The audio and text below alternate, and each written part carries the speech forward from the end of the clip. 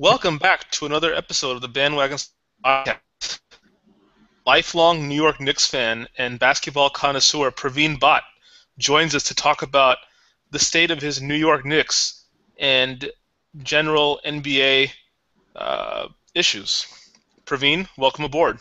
Thanks, Faiz. Great to be here. Glad you're having me on. You know, very excited about this. Yeah, no, we're definitely excited to have you. Before we jump into your New York Knicks and New York basketball, let's talk about some of the events that transpired this weekend. For those of you who don't know or may already know, Friday night during a scrimmage, with Team USA, Paul George suffered a uh, devastating open tibial and fibular fracture, and pretty much is out for next season. Praveen, what are your thoughts on this injury when you saw it happen? I mean, all right, still full disclosure. I think I told you I still haven't seen the video footage of it because of how grotesque everybody is saying it was, and like I can't stand to see a bad sports injury. Like it's um, that, yeah, I know. I should maybe tough it out, but I just don't want to see it. It's a player I like a lot, um, but it's devastating. It's the worst case scenario you could possibly have. Um, he's one of the bright young stars in the league, and he was playing for what looked like a perennial contender. So just from the standpoint of just the Indiana Pacers, I mean, that's a huge blow for them right now. But yeah, from the standpoint, it's worst case scenario. It was just a scrimmage for USA basketball, but a devastating injury like that, it changes the complexion of the team, the USA basketball team, because he was pretty much a lock to make it, and he would have been a pretty important part of that team. And yeah, it's gonna impact the NBA landscape for the next 2 years too. You know, there's going to be a lot of ramifications, a lot of consequences here. Yeah, and it means a 2 year comeback, at minimum. I think he's out next year, and then the following year, it's going to take him some time to really, feel himself and, kind of get comfortable again. And, like, it's been about 22 years, where they've been.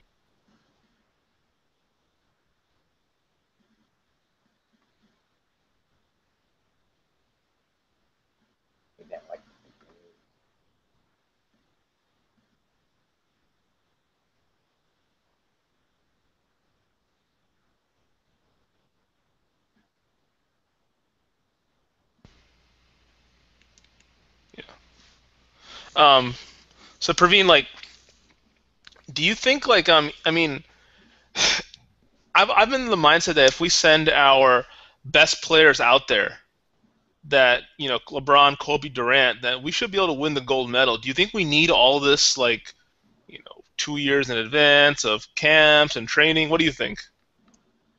This could be an overreaction to all the disappointments we had, like in 2002, 2004, 2006.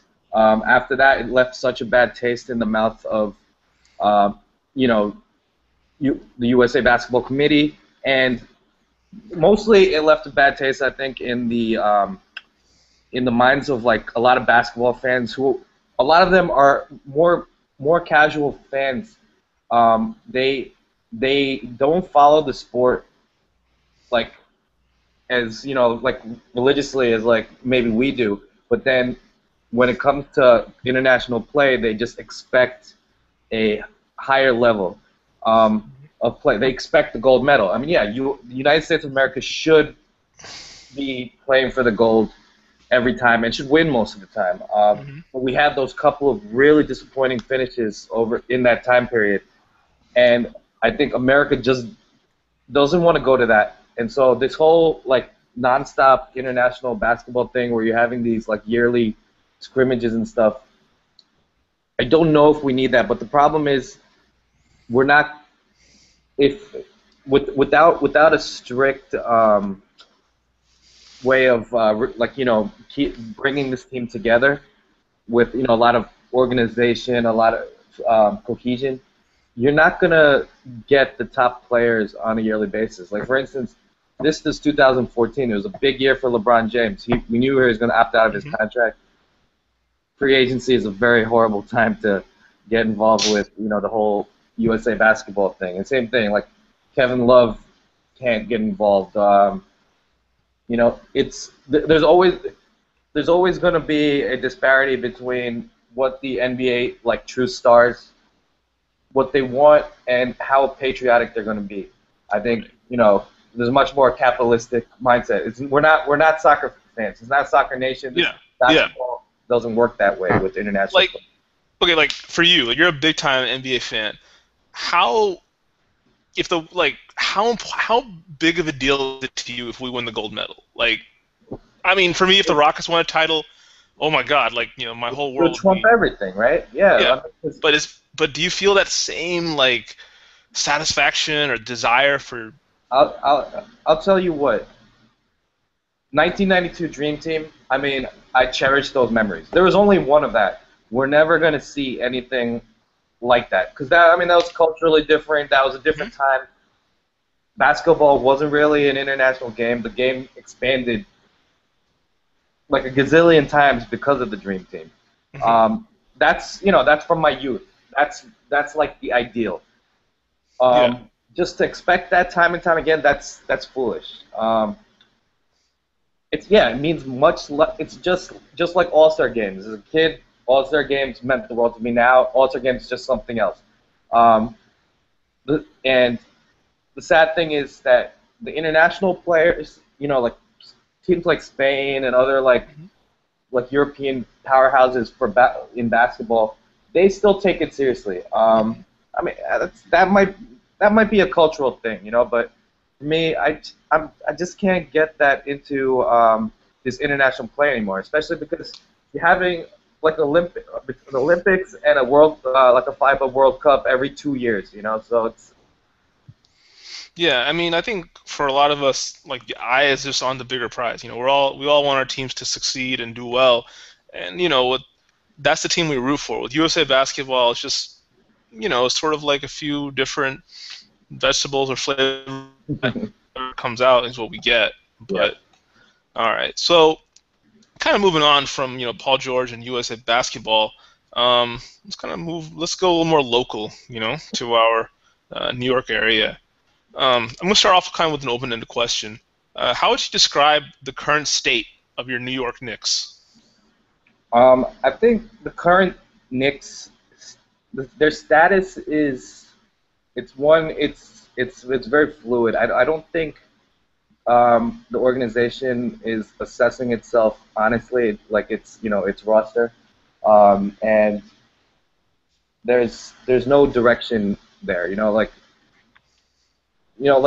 need to have a real philosophy. Maybe now that Phil Jackson's there is going to be philosophy, but until we see how it works out with how the team plays, I don't know. Whatever you think about Carmelo Anthony, I think he's a terrific player, but I've felt for a long time since his Denver days and now with the Knicks, and we've seen it. There's 11 years of evidence, or not evidence, but we've seen the results over the years. He's scored a lot, but NBA superstars are based solely on their playoff success. But the thing with Melo is, how many times in these 11 years has he had a team around him that could legitimately contend? Maybe once. Probably, maybe once, maybe at best twice. I agree. Like, he hasn't had the right pieces around him, but we've seen superstars take less, or carry the load with less talent around them to further distances in the playoffs. We saw that LeBron carry that awful 2017 to the finals against the Spurs. You have he has a talent that we all know, it's undeniable, but we talked about this before, right? LeBron James, Kevin Durant, those are guys you build around. You can reshuffle the deck multiple times. Carmelo Anthony's kind of like I feel he's like we've said like a Paul Pierce, like a type of player where when you have like the right guys around him, like KG, Ray Allen, whatever complementary parts, you can totally contend. And that's like and even like you could say the same for Dirk, like and they brought in Nash, Finley, that didn't work. They brought Jay Terry, Marion, whatever. They keep Josh Howard. They sort of like when they got a team around him and some things went right, they contended. But that's what I think like the Knicks kind of I feel right now like the way I would describe their state is like reformulation. They sort of maxed out with Mike Woodson like a year ago, and now it's like that team peaked, so now we're trying to reformulate it, I guess. But I mean, what are your thoughts? Yeah, it's all about reformulation, but I think the team has to be patient and the fans need to be patient here because right now it's a very mismatched roster. There's some young players. I think we need to develop these young players. Like you said, it's not that Carmelo Anthony can't win a championship, but he has to be in the right. All the other pieces need to be right, just like Paul Pierce and KG, just like Dirk. I think those are like absolutely the most comparable situations. That could end up happening when he's like 35, and like down the road when they get all the cap space situations right. But yeah, they need to reformulate now. They need to figure out who's a keeper on this roster, who can get it done, who can complement Carmelo Anthony's game the best, and so it's about evaluation right and now. Yeah, like you said, Melo, I think he's in year 11, going into year 12, whatever. He's 30. Like what? I mean, what is there that he needs to do, you think, to go to the next level? What can he do more? At this point, he's not going to get any more athletic at this stage of his life. Yeah, he's 30. He has a lot of mileage. Right. He is who he is as a player. I mean, he can maybe become a little bit better as a defender. I think he has to learn to recognize double teams better. Become a better passer. He's not hasn't grown as a passer. He's pretty much the same. In a lot of ways, he's the same player that he was as a rookie. There's not been a lot of growth. The only thing that he's improved upon is his three-point shooting. And I can't really comment on his leadership. I mean, his personality is what it is. He's mellow, like he's he's not going to inspire the troops. And I don't mean this derogatory as an insult to Melo, but there's a little Melo in there. A little Melo, yeah. And I don't mean that in any negative way. Hey, like when I pick up basketball, I like it to go through me. Yeah. I mean, yes, he's one of those guys. Like you don't like playing with him on the basketball court in a pickup game. Yeah. Because you're just hoping to get the ball. Yeah. But unfortunately, like this is one of those times I hate unselfish basketball. Like to me, playing passing the ball and playing like great team defense. Those are like to me like I love that. That's what I'm all about. I love seeing that.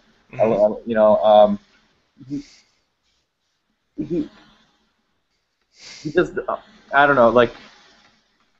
To play with him seems like it would be miserable on the playground court in a pickup game.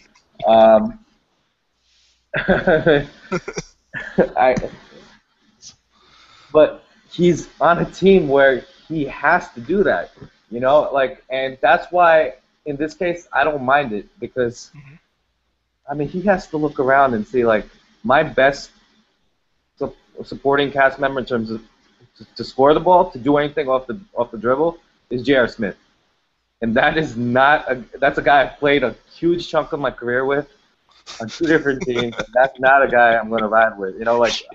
For some reason, like people just assume I love playing with this guy. And yeah, I mean, when you think about it, it's so weird because like this is the guy he sort of tied his wagon to. I mean, Kobe had Pau Gasol, LeBron tied his wagon to D Wade somehow in the middle of all this. Hall of Famers. Hall of Famers. But, unfortunately, he got JR. He got JR. Not once, but twice. Twice, exactly. They when JR had to go to China for the lockout, and then everybody was wondering where is JR going to sign with, and everybody's like, it's got to be with the Knicks because Carmelo's there, and they're best friends. And lo and behold, Yeah, you know, yeah, J.R. Smith's about to retire as a Knick. yeah, You know, yeah. and yeah, his center is was for 2 seasons, 3 seasons. Tyson Chandler, great defender, but basically useless offensively. Amari Yeah. Stoudemire and him just never really got a flow on the court together. Well, and I think that's a lot of that has to do with just Stoudemire not being healthy. I mean, I think if Stoudemire was played the way he did, like the first 60 games of his New York Knicks tenure, that would have been ill interesting to see. But he just never been able to stay out on the court. I mean, Yeah, they're definitely not a fit, like when you look at it on paper. But I think I'm, Stoudemire not being healthy didn't help. great talent can always eventually find a way to mesh, Hmm. especially if there's at least like a steady playmaker on the court, which the Yeah. Knicks have lacked, for a long time. Unless you consider Chauncey Billups, but even he was very limited when in that little Yeah. stint with the Knicks. Um, or you have to have a great offensive philosophy, and that's your coach. Hmm. I mean, I'm sorry, Mike Woodson. I mean, we're talking about offensive philosophy. I mean, like that's a joke. There was no Yeah. offensive philosophy. Yeah. And then before that, Mike D'Antoni he was so stubborn with his system. He was trying to fit a system on players when, like, let's be honest, his whole glory years with Phoenix was basically fitting the perfect player, Steve Nash, Hmm. Hmm. and complementary pieces into that system. Hmm. And so, like, there's just never been any kind of cohesive offensive philosophy on this court. So that's where I feel like, yeah, Melo and Stoudemire, theoretically, they probably could have fit together. Hmm. If Stoudemire could have ever stayed Hmm. healthy for a consistent basis. But I mean, that's in the past.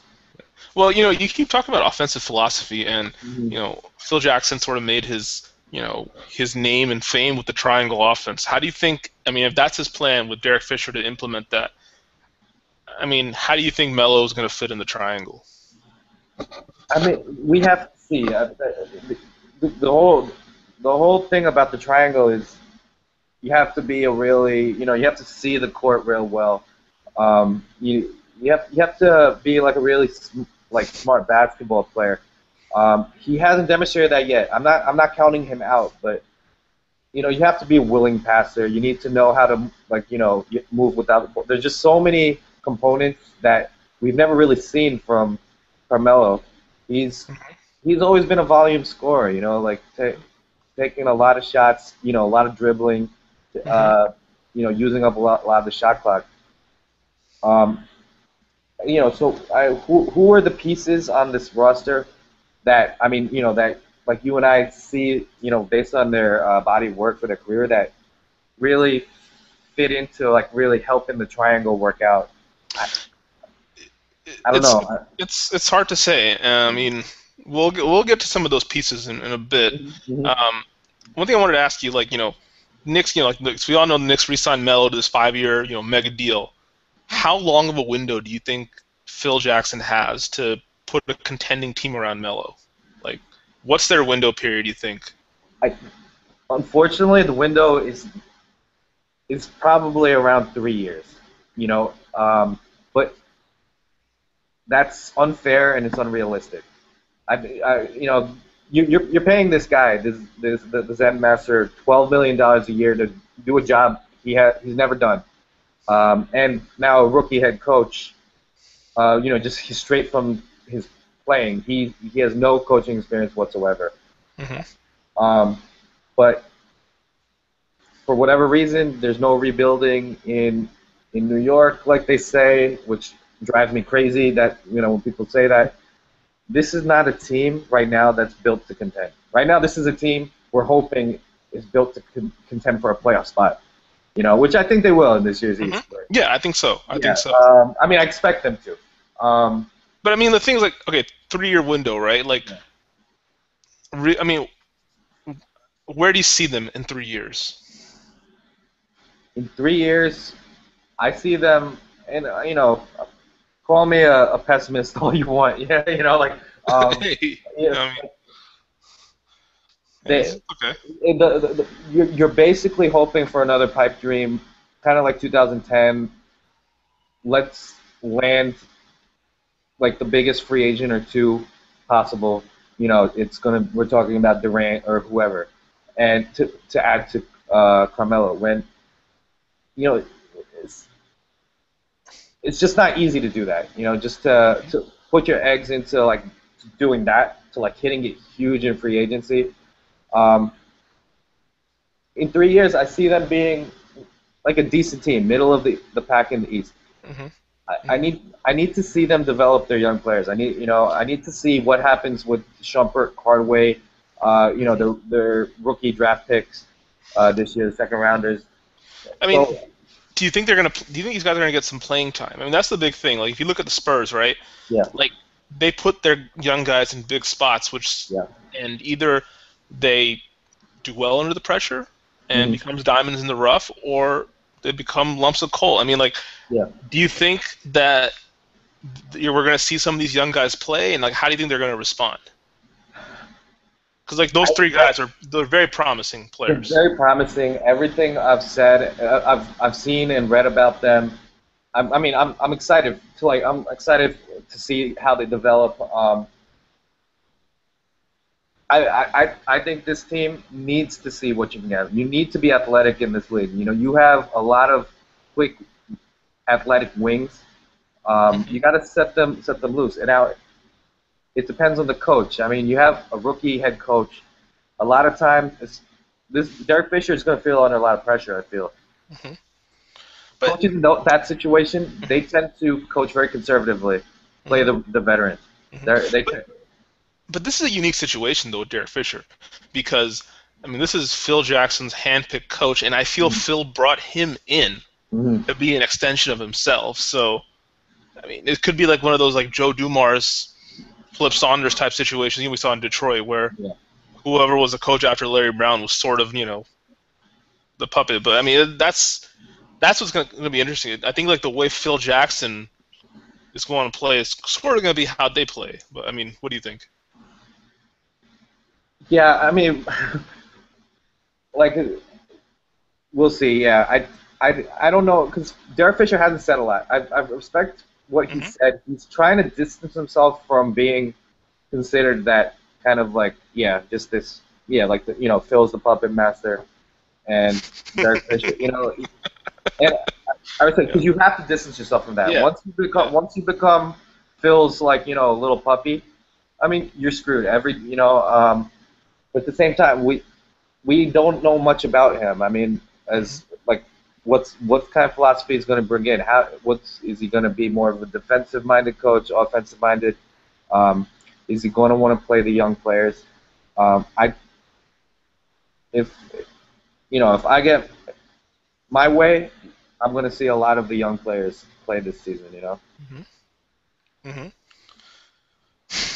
It's interesting because I think if you can play these young players right and get them some minutes, just their numbers are going to go up just from them being out on the court, say Yeah, 30, 35 minutes, and all of a sudden, I feel these guys can become assets that you can use and sign in trades or use to get that bigger fish.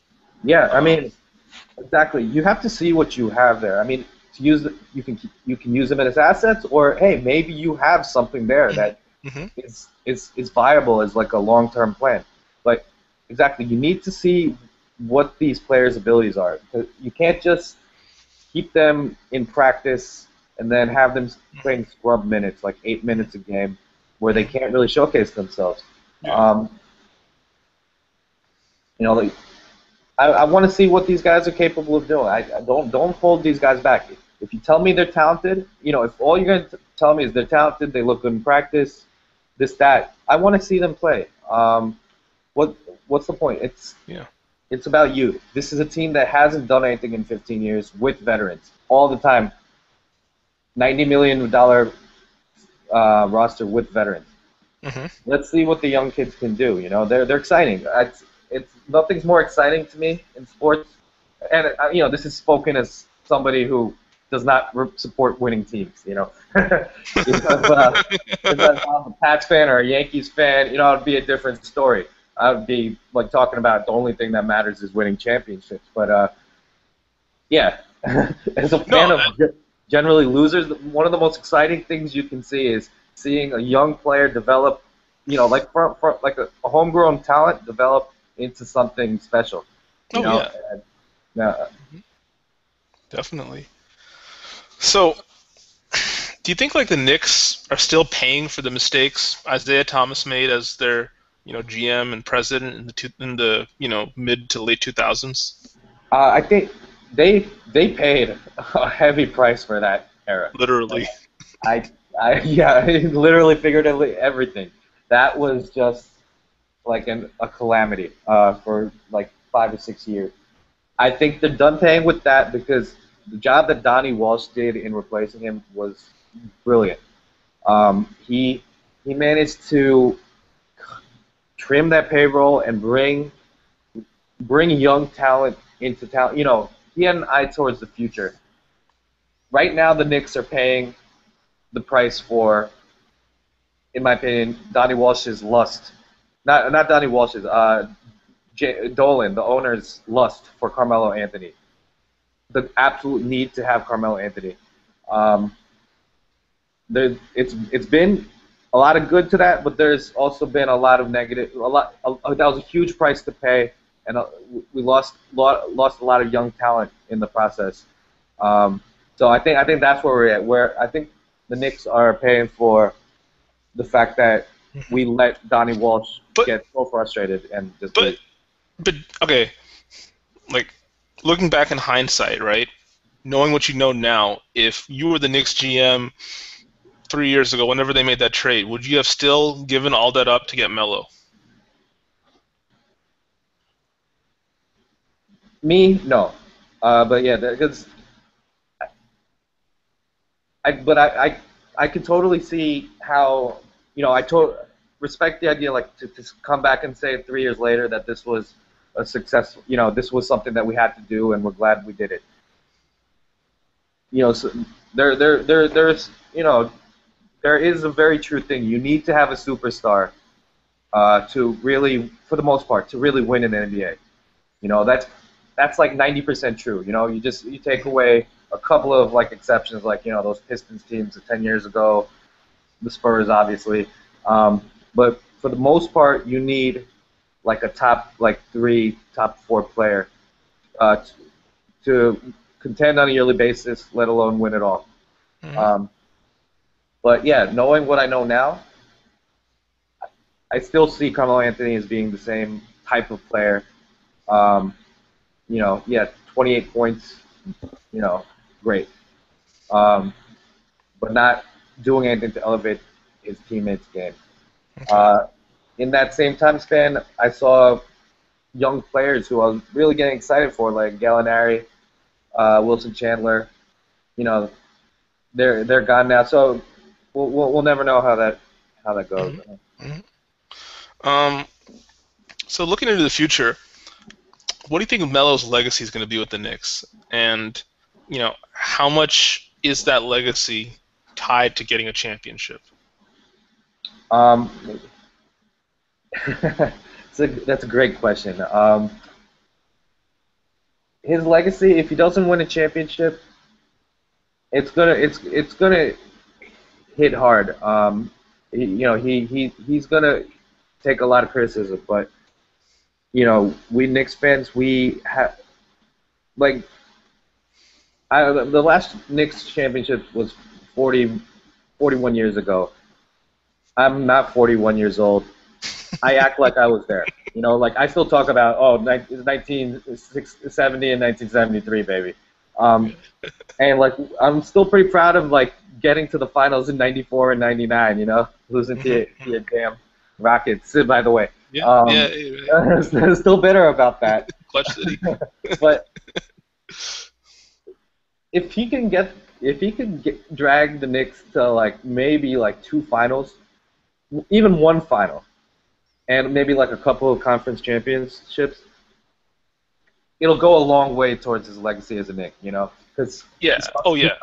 he stuck it out with the Knicks. He could have easily went to a lot of better situations paper wise. He could have went to the glory of the Lakers, even though that was a terrible team situation. He could have went to the Chicago Bulls, which on paper sounded like a great fit.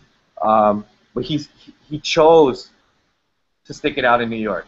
Hmm. Probably mostly financially motivated, but at the same time, I mean, it takes I mean, it sounds like an arrogant New Yorker thing, but I think I like to think like it takes like a real big man to like be like, it sucks in New York, you get blamed for everything, but I'm gonna stick it out for the rest of my career.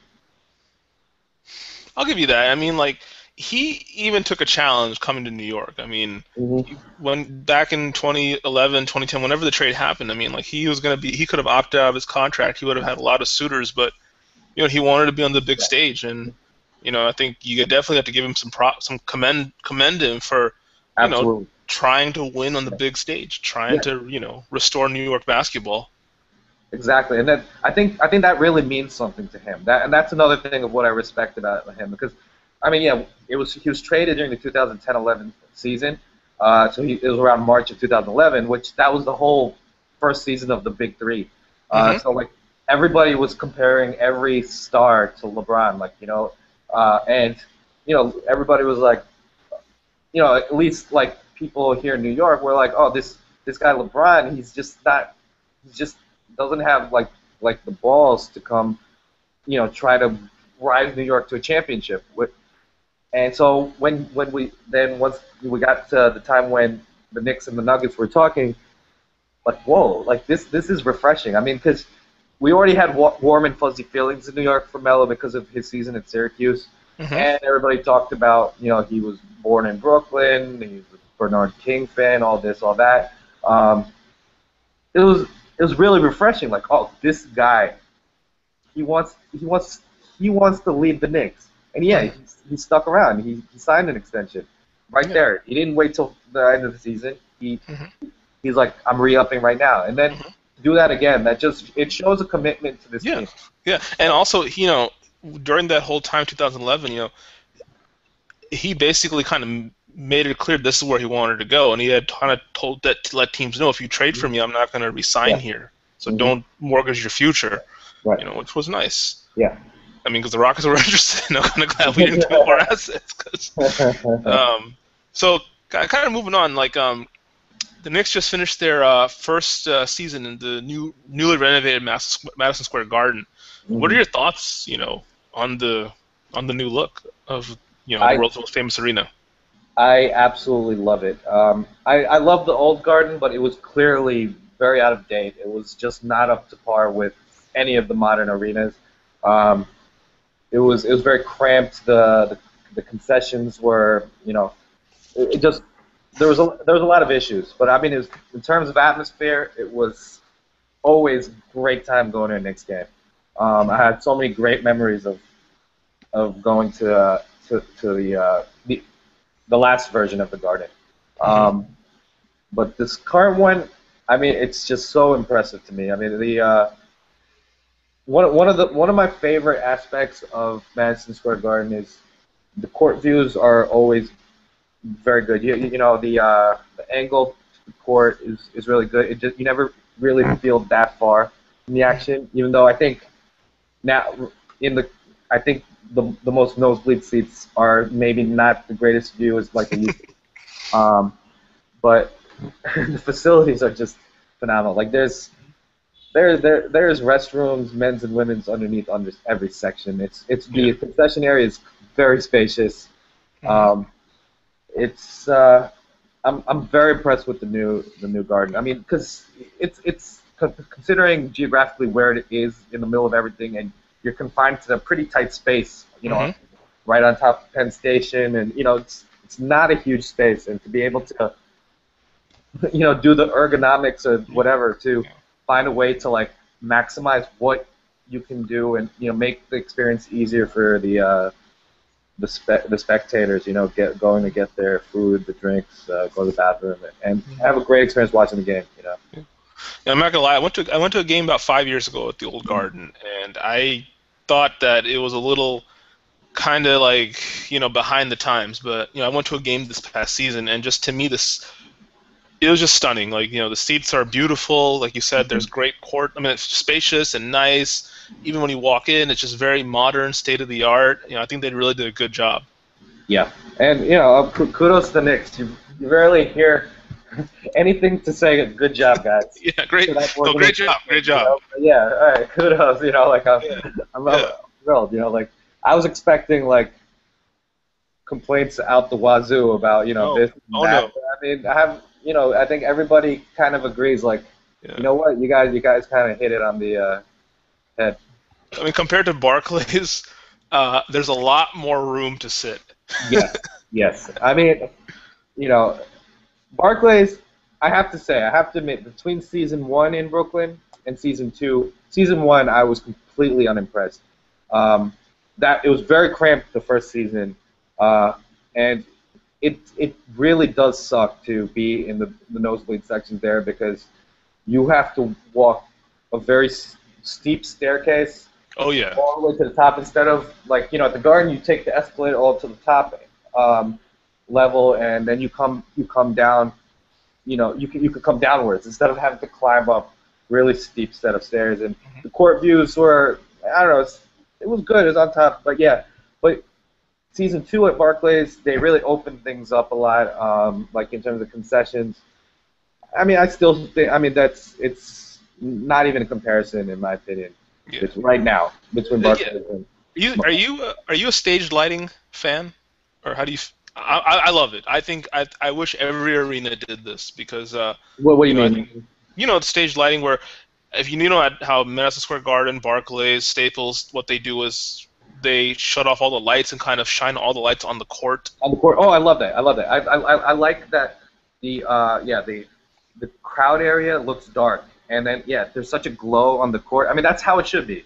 Yeah. It shouldn't be anyway. That's just how I feel. Mhm. It gives it a feel of like a high school game, if when you don't do it in the other way. I don't know. No, I like. I mean, I remember a few years ago when like a year ago when the All-Star game was at Toyota Center, they brought in the stage lighting and it just looked amazing. All dressed up. Right, But right. I think more arenas should do that. Yeah. Looking across town at the Brooklyn Nets, and I do believe you live in Brooklyn, if I'm not mistaken. I do. I live really close to the Barclays Center. Yeah. I live on it, Avenue. Yeah. How far do you think they set themselves back, by trading 3 future first rounders for, 1 season of Pearson KG? That it set them back a lot because you have to think about like the Boston Celtics when they made that trade 6 years ago or whatever, 7 years ago to get KG and to get Ray. Everybody acknowledged that they only had a short championship window. They managed to extend like a 2-year window into like a 5-year run of like being a contender. Mm-hmm. So now, all those years later, now you're the Nets. These guys are clearly over the hill, and they're completely not the same guys that you were. And like we know how it is now. First rounder is like gold in the NBA. It's huge currency. We're at a point you can't give up first round. You have to be very careful. If you're going to give up a first rounder, like it better be for the right reasons. And so I think it was one of those moves. It's very short-sighted, just like a lot of the moves that the Nets have made in the last 2 or 3 years. And to, in terms of the guys that they were adding them to, like I just never felt it was a good chemistry fit. Deron Williams, clearly a guy on decline. I used to think Deron Williams was great, when he was in Utah, but I don't know what happened to his game. But he doesn't. He's not going to be the inspirational kind of leader that that you kind of need to pair with a guy like as intense as Garnett or a competitor like Paul Pierce. And same thing, Joe Johnson. He's just kind of blah. It's a very mismatched roster, but they now not having all those first round picks. I don't see where it's hard for me to say where they go from here. You know, I think they're also in a situation where they'll be fighting just to keep contending for a playoff spot. You I know, mean, okay, like in New York, the way way it is like it's like Yankees, Giants, Knicks, and whatever order depending on the time of yeah. year, Jets, and then oh by the way, there's Brooklyn Nets also play here. Like, how do you think this is going to affect like them trying to establish a fan base going forward? Um, I as long as the name Brooklyn has cachet with like the hipsters and all the douchebags. I think they'll be fine. They're situated close enough to Park Slope and like Gowan. It's once the name Brooklyn stops being cool, they might have a problem with the fan base, but they're not going to establish a loyal fan base. That's the thing. Because this is a franchise that probably hasn't had fans since they were the Long Island Nets or the New York Nets playing in Long Island with Julius Erving. They never had any fans in New Jersey. True. Very few of those fans carried over, as far as I can tell. They have basically a brand new fan base based on Russian immigrants and these Brooklynites, these new Brooklynites who love wearing their Brooklyn black and silver. Um, but yeah, I mean, the best way to build a fan base is to win. Obviously, if they're gonna keep being stale, they don't put out a good product. There's nothing fun about watching a Nets game, as currently constituted. So they're definitely going to struggle to have a fan base. The one thing they're going to have going for them right now is that the Knicks are continue to be dysfunctional, at least for the moment, and people are fed up with the Knicks. A lot of people are just so disgusted with the Knicks. They're a laughing stock, a punchline. So that right now that also kind of helps the Nets. But yeah, we have to we got to revisit this conversation in a couple of years to see where do the Knicks go and where do the Nets go and see how they have a fan base. But winning trumps everything. Yeah. If they win, that'll go a long way. I mean, I think it'll be some time, but I think definitely like they're going to take a hit, going forward for a little bit until they can start winning, or maybe, I mean, I think it may take a LeBron, not LeBron himself, but getting a marquee guy like a marquee name to come there. Yeah. I think would definitely revitalize or invigorate whatever the franchise. Yeah. That's what it is. That's in NBA. It's not about having names so much as you need to.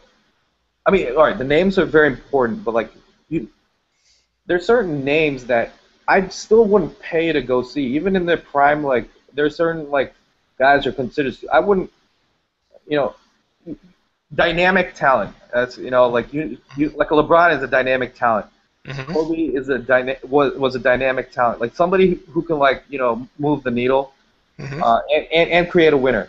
Like not Stephon Marbury. He's. I mean, well, wait. You are a Stephon Marbury apologist. Yes. Correct? Yes. Okay. All right. Not absolutely. Just to make that clear.